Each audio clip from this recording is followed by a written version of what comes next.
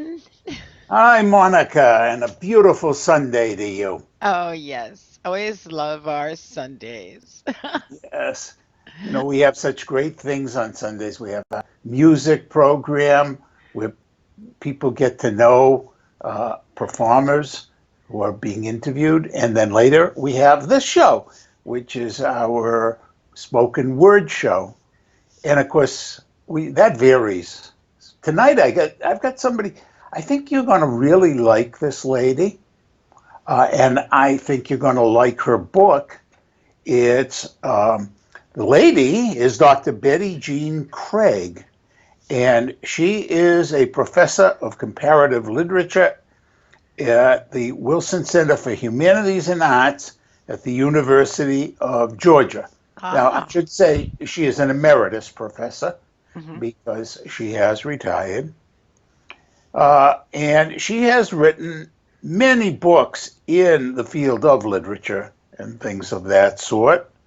But she has also written this book that we're going to talk about today, which is guess what you'd call a cozy mystery. Mm. And it is called Fairfield's Auction. There we go. And it's about auctioning off Cherokee artifacts and chickens. And of course, as soon as I saw the cover, you'll notice there are chickens down here on the cover. And as soon as I see a cover with chickens, I think of my own broody New Englander, Yes. and I have to read the book. Well, anyway, I'm glad I did because this is a delightful book, and we'll be talking about it with the author Betty Jean Craige in just a sec. All So right. let's get her to join us. Jean, and welcome to It Matters Radio. Thanks for joining us today. Thank you for inviting me. Now, you have a guest with you. I guess not really a guest, a member of the family. Would you care to introduce us? Oh yes, this is Cosmo, my African gray parrot. She's a female and she's a very talkative bird. I've had her for 14 years. She's about 14 and a half. Ah, She's a model for Doolittle in my novel. yes. Let's talk about Doolittle. Doolittle is also an African gray, and he appears in your novel, Fairfield's Auction. Mm-hmm. And he comes on the scene with a rather strange set of things he says. Would you care to comment on that? Well, Doolittle has been abused, and you can tell by Doolittle's language. I won't repeat some of the foul words that Doolittle says, but Doolittle reveals that he's been yelled at a lot, and with people using foul language. And by the way, I never use any curse words or any bad language with Cosmo because I want Cosmo to have a clean vocabulary. But anyway, Doolittle unintentionally gives away that he's had bad owners, and that is part of the clue. That's one of the clues that leads to the solution of the mystery. Yeah, but that isn't the only thing about that he has. He has something else very, very strange. He sounds like a cell phone. Yes, well, and so does Cosmo when Cosmo pretends to be on the telephone. Doolittle can make all the sounds that Doolittle has heard. Doolittle, like Cosmo, speaks and is talkative, but also imitates the sounds that he's heard. And so by imitating the sound of the cell phone at a particular time, Doolittle reveals that he has been in the presence of this cell phone during part of his life. Mm-hmm. Doolittle also clucks like chickens, and that is a clue that Doolittle has been in the chicken truck. Oh, yes, that chicken truck.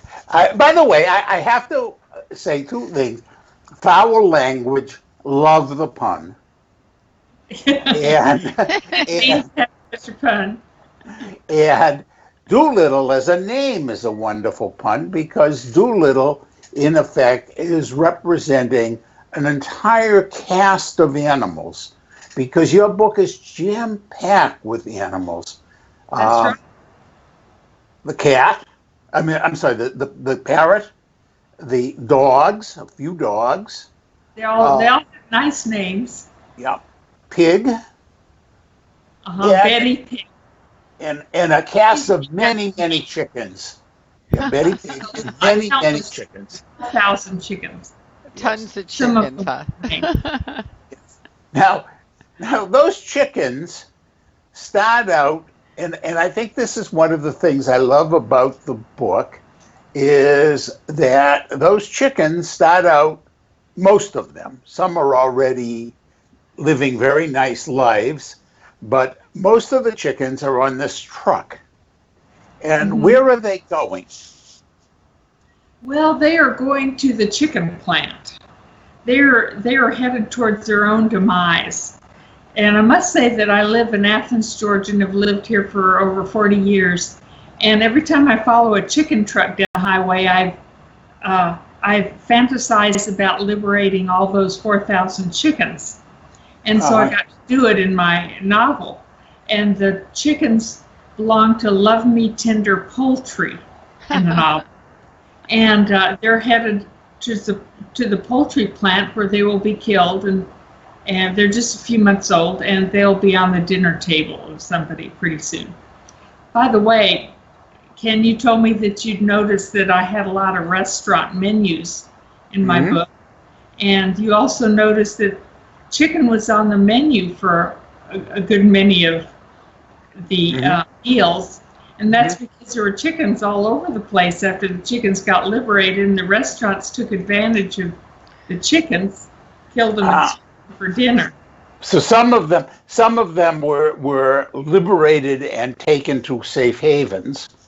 Yes, well, the dinner table. No, but some were taken to the village, and 4 went to the boys. Oh yes, some had nice lives thereafter, and a few got captured by owners of the restaurant. And fricasseed. Yes. However, there's one restaurant, and I want to mention this because I think, our society is becoming very conscious about what we eat. Now, I'm a carnivore. I admit it. Sorry, I know it's wrong, and I can't help myself because I see a cow and I want to go. You say dinner. I see dinner. But you have in the restaurant, you have 3 restaurants. There's the Founding Fathers Creek Cafe, and on this particular night, they're offering Southern Fried Chicken. And there's the Witherspoon Inn Cafe. Witherspoon is the town where this wonderful story takes place. And they're offering chicken and sausage stew. But then there's Gretchen Green's Green Grocery. And she's a vegetarian, more or less. Well, she's a pescatarian. She eats fish. Right. And she's offering saffron shrimp with pasta, roasted fennel, apple slices, and manchego cheese. I'm going to Gretchen's. Me too. I'm verging on being a pescatarian, eating mostly vegetables and fish and seafood. I love cooking, and so I had a whole lot of fun inventing the menus. That's what I was going to ask you. Now, when you were doing all of these chicken recipes, was Cosmo at all concerned? Cosmo loves chicken. Oh. And she also loves eggs and shrimp and fish. Okay. So she loves, and meat. Occasionally I serve meat. She's more prosperous than I am. Yeah. Now, in a little while, we're going to be showing a Cosmo video for our audience. But before we do that, I want to talk a little bit about the Cherokee Indians. Now, I do not want anybody to think I am lumping the Cherokee Indians with the animal characters. It's just that these are the unusual characters in this story because, it's very seldom that we think of animals as having, I'm not sure quite what to call them. They're not people, but they are people. Persons. Persons, yes, that's the way you. It's a feathery little person. Yeah, exactly. And the thing that strikes me is that, of course, in that part of the world where this fictional town is, there had been Cherokee Indians going back before the Euro-Americans arrived on the scene. For 1,000 years. Yeah. And the settlers from places like England and such decided they wanted the land, and they heard there was gold. And so basically they drove the Cherokee off. And part of the way they rationalized it at the time was they didn't see Native Americans as humans. In fact, it's only fairly recently that Native Americans were by statute given human status in this country. Right. And one of the themes of my book is that in order to have a more peaceful world, we need for all of us to develop greater empathy. Empathy with people who are not like ourselves, like the Cherokee Indians. Empathy for animals who are not human. And sometimes I despair that some politicians seem to have no empathy for people who aren't like themselves. So that's one of the themes of the book. And that's one reason I have so many animals in the book, and they all have names. They're all persons. They're people. Oh, I want to read this book. Yeah. Oh, Monica, this is an absolute Monica Brinkman book. I know it. And the interesting thing, and I wanted to point out something really very beautiful about this book. There are two boys. They have their birthday. They turn, is it 15 or 16? I forget. I think in this book they turn 15. 15, yeah. Two boys, twins. They turn 15, and they bespeak the conscience behind this book. They speak to the values. And one of their birthday presents are 4 of the liberated chickens. And one of the first things they do when they get these chickens, and their father has built them a coop for the chickens, and one of the first things they do is they give the chickens names. Right. Henny Penny, Mother Hen, Feather Jean, and Feather Joe. I love it.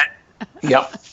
And they really speak to this value that you are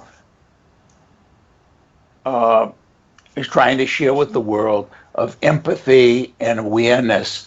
And they are 2 of the most delightful young characters I've ever read about. Just sweet, decent, caring young men, but real. Well, and they are characters in my first book, which is called Downstream, and in my third novel, which is not out yet in this series, which is called Dam Witherston, D-A-M.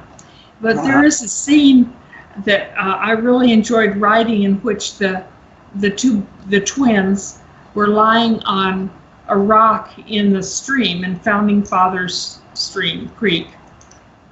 And they're looking at the birds, at the hawks and the trees, and they're realizing that people have lived in this part of Georgia, humans, for 12,000 years. And it's only for 1,000 years that the Cherokees have been an identifiable group of people. But they like to look, they talk about looking up and seeing the same things that boys their age might have seen 12,000 years ago lying on the same rock, listening to the water flow over the rocks and smelling the pine trees and that sort of thing. And so the boys, you're right, the boys are the conscience of the book, and they're also more capable than anybody else of empathizing with characters and animals and people who are not like themselves. And they, you know, they have a friend who's half African American, another friend who's half Cherokee, or maybe he's a quarter Cherokee. Mm-hmm. And that we're going to come back and talk about a little bit more about the mystery end, but I did want to reassure our listeners that there's murder in this. There's nasty people. There's a real novel with real kind of events that will get you gritting your teeth and clenching your fist in reaction.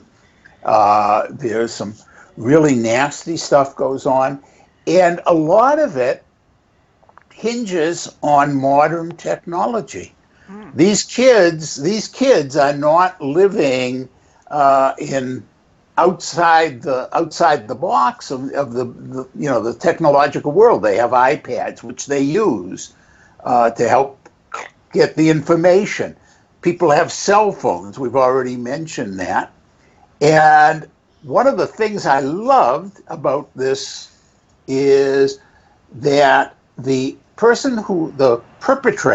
key perpetrator of the whole scheme and who's running all of this theft and murder and stuff is using cell phones to text people. And then he's using Amazon gift cards to pay them off. And he and the burglars, his team of burglars, the burglars go into homes and steal things, and Doolittle gets stolen, and then the owners of the antiquities or the animals or whatever has been stolen have to buy back their animals, or other people buy the antiquities, antiques and such, from eBay. So eBay and Amazon are a way for the perpetrator of the crimes to launder money. I had a lot of fun thinking about how to launder money. Yeah. So in case folks you're thinking, oh, well, gee, this is very old-fashioned kind of stuff. No, this is a modern, cozy mystery with technology and some wonderful use of that kind of technological and modern thinking, and real characters who do nasty things like stealing and killing. So this is a real kind of cozy mystery, but it's just wrapped in a wonderful view of the world and what might be. Well, thank you. Most of the people have good hearts. Yes. And good hearts, they may be eccentric, but they're good, warm people. One of the things that I had fun doing was to create an online newspaper for this small town. And you're right, the town is small and quaint and old-fashioned, but everybody has technology. It's very that way. And so people get their information off the online newspaper. One of the twins publishes his cartoons in the online newspaper, writes essays for it. There are letters to the editor. There's police blotter in which we see who's been up to mischief and who's gotten caught doing what. And so I use the online newspaper as a way to, first place, to exchange ideas in the book, and also to give a feel for the town. Yeah, and it does that very nicely. And I want to just quickly, since you mentioned it, I want to just quickly get myself to a section of that. Okay. Chief Jake McCoy has announced that Witherspoon Highway has been cleared. The 18-wheeler chicken truck has been pulled to the side of the road where it will not block traffic, and the hickory tree that fell across the highway near Withers Retirement Village has been removed. Traffic is now flowing. So And that was a way to talk about how the blizzard had blocked the entrance and the exit to the town, and turned it into a place where there was no escaping. After the people did the crimes, there was no but escape. but instead of having a narrator just narrating this, to Yeah. use that, I love that. It feels so homey to me. Yeah. Well, thank you. Can you hear Cosmo? She's asking to cuddle. She says, "Come here." She's participating in the conversation. She said, Oh, "Cosmo, one."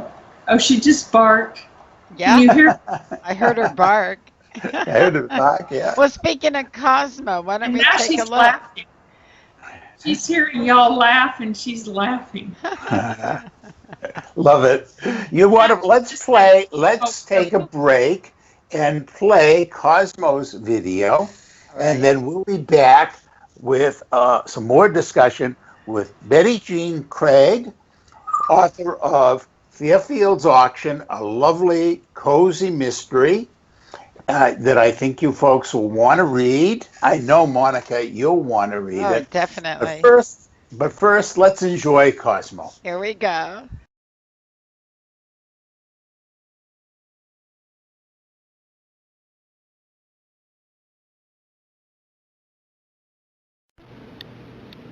Come here. That's a want to cuddle. I love you. What is this bird? Cosmo, don't be a good bird. What's up, Cosmo?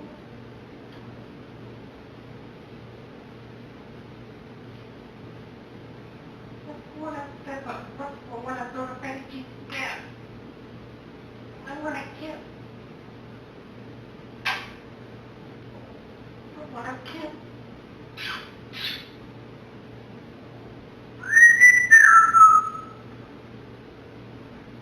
Where are you? I Cosmo, birdie. There you are. I love you. Oh, what a good bird. Don't die, okay? Be a good bird, okay? Just want to cuddle? Cuddle, want to cuddle? I love you.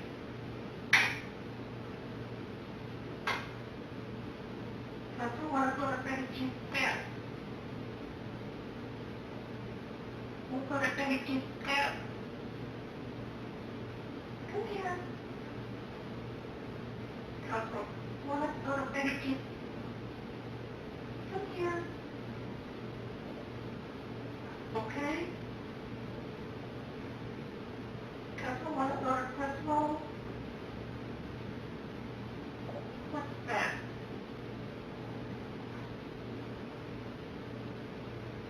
Okay, just up Cosmo, want to go to bed and bed, okay?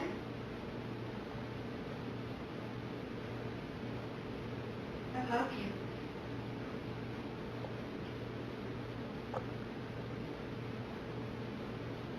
Look in.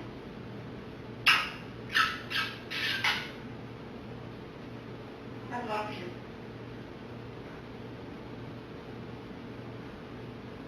That's the one to cuddle. No.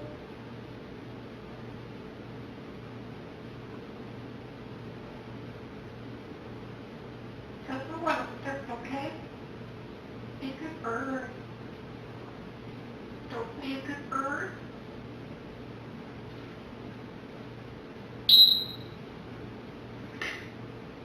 What's that?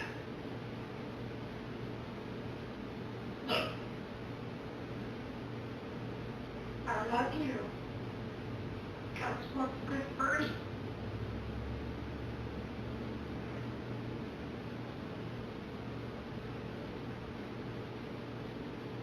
Oh, wanna come here. Don't you, Cosmo? Go out, I'll finish you. Wanna cuddle? No. Be a good birdie.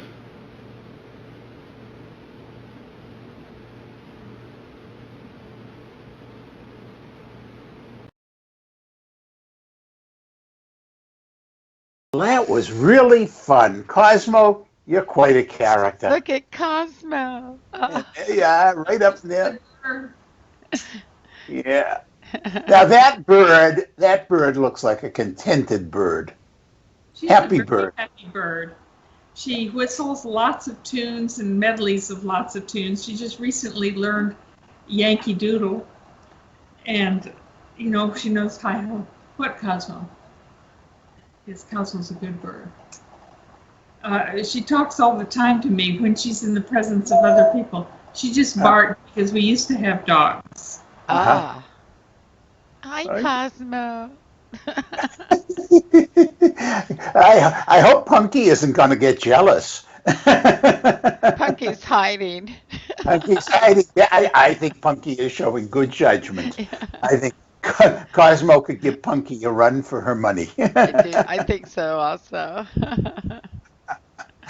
Well, I wanted to talk a little bit about one of the more fascinating to me parts of this book or aspects of this book, which is the search for roots. Mm-hmm. You have a very interesting view of the Cherokee.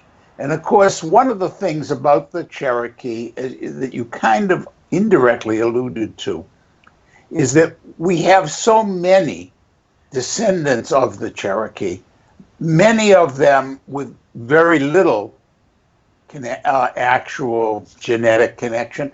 Some people, for example, Senator Elizabeth Warren, grew up being told that she was somehow connected, and of course notoriously put that down on her Harvard application or whatever. But really, a lot of people just don't know. And that was because for a long time, not only were the Cherokee a very, very cultured and advanced society, and inbred with, or not inbred, but outbred with a lot of the Euro-Americans until during the Jackson administration, it was decided we have to get these people out of here so we can steal their land and their gold. And then they, of course, were put out in the Indian Territory, which is, folks, if you don't know, that's the eastern part of the state of Oklahoma. And the idea basically was that they would starve to death out there and live in poverty and what have you. What the people who located them there didn't know was that they were locating them right on top of a tremendous amount of oil. And so the Native American... President Andrew Jackson did not know that, or he would have chosen another place. Yep. So the Native Americans who ended up in Oklahoma ended up doing a lot better than their counterparts in other places like the Dakotas and places like that. But all that being said, something very valuable was stolen from them, their culture. Not their land to begin with, their homes, but then their cultures. And your characters, your come back to this little town where once their ancestors lived, and they are trying to create a town, a little community within the town borders for themselves. And would you tell us a little about that lovely little community? Well, it's it's a number of young people, 19 to 20 or 25, who could trace their ancestry back to the Cherokee Indians. I'm going to put Cosmo up here. Sure. Bye, Cosmo. She won't go. I'm staying with the camera. She's like Punky, right? Yeah.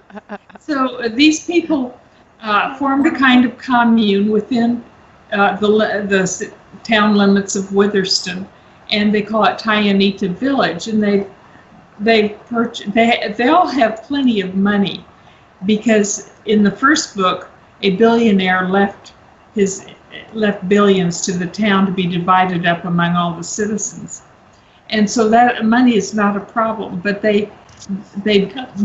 these young people wanted to live like in honor of their Cherokee ancestors, and so they bought yurts, green yurts, and started living there, living as closely off the land as they could. But again, they all have cell phones.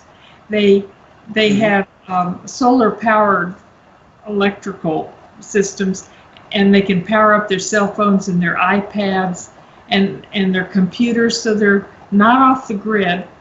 But they do try to learn the Cherokee language, some of them, and Cherokee customs, because what was lost when the Cherokees were sent on the Trail of Tears to Oklahoma was not just the land and the gold, but also the traditions.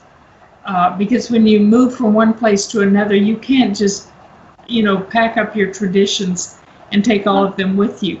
And so these young people are trying to study their cultural heritage. Mm-hmm. Cosmo, let go. That's my necklace. Not food, Cosmo, not food. So, yeah, and the town has a different name for the village at first, and I thought that was funny, especially again, given the role of the chickens in the book. At first, it's called Free Rooster, isn't it? Yeah, that's what the townspeople call it, because the Tyanita villagers were trying to give away a rooster, so they put a big sign up on the road that said "Free Rooster." So all the Witherstonians, the people of Witherston, started talking about the town as Free Rooster. Mm-hmm. And then the townspeople said, "No, we're Tyanita Village." And of course, one of the best things about it is that they take in a lot of those chickens who are let go. And so, in a sense, that name of Free Rooster is kind of an indicator of what's to come, a harbinger of the fact that this is a haven for animals and for people. Yes. The town has lots of animals. Betty Pig is the pig who belongs to Tyanita Village. She's named after me. My name's Betty Jean, so I just thought I'd call her Betty Pig. And she comes to a sad end. Oh, yes, no. Yes, and we won't ruin. I'm trying very hard to stay away from any spoilers, because folks, this is a good cozy mystery, and but I'm letting you buy the book, read the book, and then you can kind of go along and figure out the mystery and see if you can figure it out. Now, that mystery includes stealing things, and a lot of the stuff that's stolen are artifacts from the Cherokee past, like a blowgun and a newspaper from one of the early newspapers there that was started. The Cherokee Phoenix, it was the first newspaper of Native Americans in the United States. Right. But by the way, folks, if you don't know, I believe the Cherokee had their own alphabet before the European Americans, taught them to write in English. They had their own. A man named Sequoia developed a syllabary, not exactly an alphabet, but a set of syllables and a way to write. And so the Phoenix was the first newspaper. It was a bilingual newspaper, but it was published in both the Cherokee language and English. Mm-hmm. And so I actually did a lot of research and found information. I read, many pages of the Cherokee newspaper, and then used some of what I found in the real newspaper in my book. So there's a fine line between history and fiction, and I don't make up anything that should have happened or didn't happen. But the characters in the past live in history. Mm-hmm. Yeah, they're real historical characters. Now, you have some very interesting views about artifacts and people who collect these things. Would you like to speak a little bit about that? Well, I think it's very sad that the Cherokees, the people who are still Cherokees living in North Georgia, who are quite poor, can't afford to buy back the artifacts of their own past. Yeah. And so the artifacts are now in museums, and that's the best we can do, but they're also in a lot of private collections. And so the novel starts off with an auction in which the auctioneer is auctioning off artifacts that the Cherokees might want to keep, and this is a source of tension. But white people are buying the artifacts. Yep. Now, some of the white people are good people. It's not the purchasers of the items in my book who are the bad people. No. But we don't want to go further than that because we don't want to give away. But by the way, Fairfield is the auctioneer. That's right. And so that's why it's called Fairfield's Auction. Okay. And it is part of the subtitle, Auctioning Off Cherokee Artifacts Does Not Promote Longevity. I love that as a tagline. So, folks, we've been talking with Betty Jean Craige and also her guest, Cosmo, and we've been talking about her wonderful cozy mystery, Fairfield's Auction. And if you like a good mystery story and you like a book that's going to make you care about the characters, I recommend this one. And Monica, it's definitely up your alley. Oh, I love it already. And now when you write your own book, or when Betty Jean's new book comes out, would you please get in touch with us, Cosmo, and let us know so that I can read that book and she can join us again on It Matters Radio? It may come out at the end of 2016 or early 2017. Right. But Doolittle plays a role in it too. Okay. I would hope so. Good. Oh, goodness, I would be very unhappy if Doolittle wasn't back. A few years ago, 2010, I published a book called Conversations with Cosmo. And it was about how Cosmo learned to talk. And it's kind of a funny book. And in it, I started thinking about Cosmo as a feathery little person. Because there's a person in there. She's outfitted differently from the way we're outfitted. That's right. She has feathers, doggies have fur, and Betty Jean has clothes. Well, she certainly has personality, and that makes her person. She's very funny. She's been saying Cosmo want to go to bed. Look at that. Now she just went into my lap to be cuddled. That's adorable. It must be bedtime. You're out there in the East Coast, so it is bedtime for her. And So Cosmo, good night. And Betty Jean Craige, thank you so much for joining us on It Matters It Radio. was so much fun for me and to see you all and to meet you all. And I look forward to talking again with y'all. Thank you so much. And I'm so Thank happy you. to meet Cosmo. Thank you. And when will this be on the web so I can tell my friends? Well, we'll get you an email with the link as soon as it's up. Okay, thank you. Thank you, Betty Jean. Bye, good night, Bye sweet. bye. Bye-bye. Bye. You weren't expecting a parrot, were ya? I absolutely was not, but I'm overjoyed. And then to have a video, oh, it's just But wonderful. it is a pleasure. And, and I have to say, our human guest was delightful.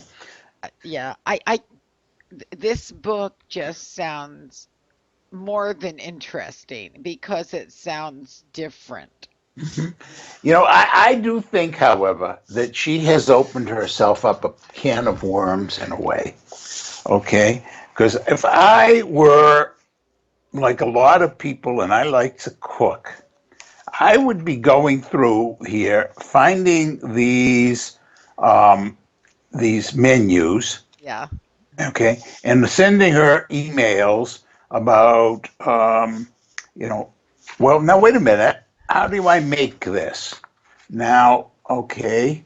Um, Now she has, like at Gretchen Green's Green Grocery, she has pumpkin soup, sauteed spinach with cranberries and pistachios, and a celery apple walnut salad.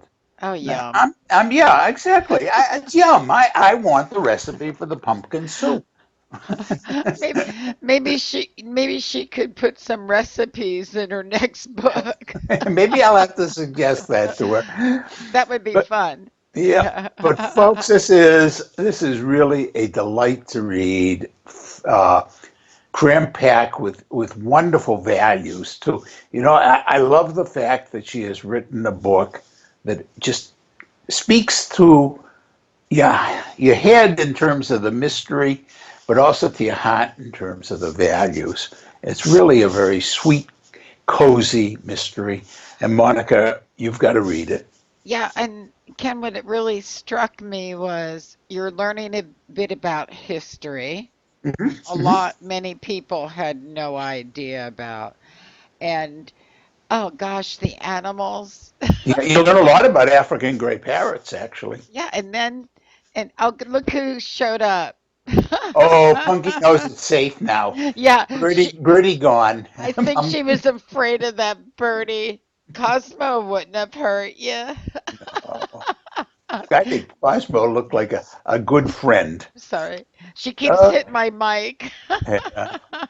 So, Monica, I hope folks will buy this wonderful book by Betty Jean, and I hope that they will also remember to join us throughout the week. Yes. Folks, if you haven't counted them all, we actually have 8 shows a week on It Matters Radio. Uh-huh. Sunday, we have this talk show, and we for the spoken word, but we also have a music show where we interview a musician or a group and introduce you to music that you really Yes. should know about. And then on Monday, Tuesday, Wednesday, Thursday, and Saturday, we have indie Euro music from all over the world, Yes. music that if you listen to most radio stations, you're never going to hear, and Pumpkin. all variety, every kind of music, folky kind of music, classical music, band music, rock, rap, you name it, Everything. Yeah. everything that's trending all over the world. And then on Friday, see, after you listen to those shows on all those other days, you can vote for which music you like best. Yeah. And on Fridays, we provide you with the very top hits. Right. And what's different is because you voted for them.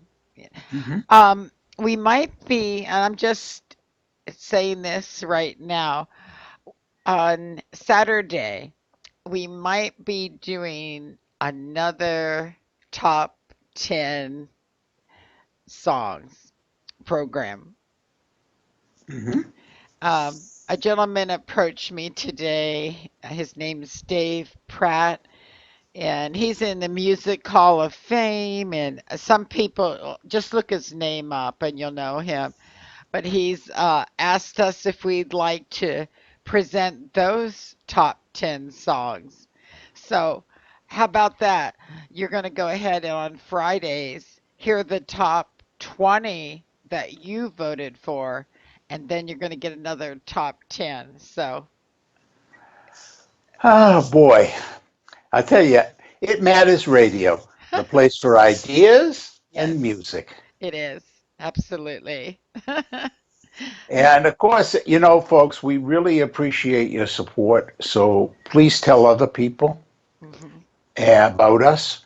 Tell them about our website, which of course is itmattersradio.com, and tell them that they can reach out to us on Facebook, where we have It Matters Radio page, and also the Punky has a page. Yes. Yeah, Punky the cat.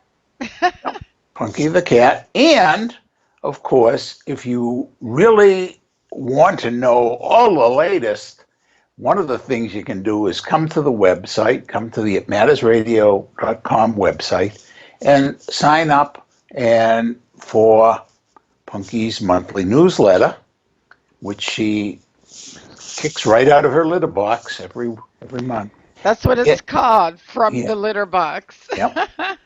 And while you're there, if you happen to have a book of your own or an interesting topic or something you can feel you can contribute, or you know of somebody who might contribute, please get us that information. Mhm. Email us from the website, and we'll look. We'll read the book. We'll talk to the person. We'll investigate the topic, because if it matters to you, then it matters. It matters to us. That's right. Well, Ken, it's been great, and I just hope that people will take a look at the book from our guest today because Yep. it sounds fascinating. Yeah, show it one more Fairfield's time. Auction. Fairfield's Auction by Betty Jean Craige. And I think personally she ought to have given Cosmo some writing credit. I think so too. That's funny. Good night, Okay. folks. Bye bye.